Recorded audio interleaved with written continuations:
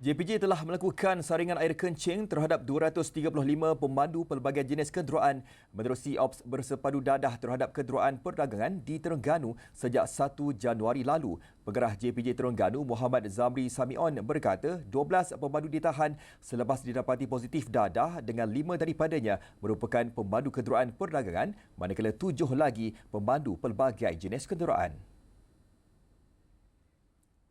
Muhammad Zamri Samion ketika ditemui pada ops khas bersepadu di hentian rehat dan rawat R&R Parker pada Khamis berkata, pelaksanaan operasi dibuat berikutan peningkatan jumlah kemalangan yang melibatkan kenderaan perdagangan. Katanya Kementerian Pengangkutan turut mengarahkan tindakan penguatkuasaan dipertingkatkan bagi memastikan setiap pemandu mematuhi undang-undang serta bebas daripada pengaruh dadah ketika memandu. Selain daripada lori dan juga bak ekspres, kita juga melihat semua kenderaan-kenderaan termasuk kenderaan perkhidmatan awam, pelbagai kereta sewa dan sebagainya. Jadi dalam konteks ini kita mengambil kira pelaksanaan penguatkuasaan ini memenuhi keperluan atau jalan dan juga apad.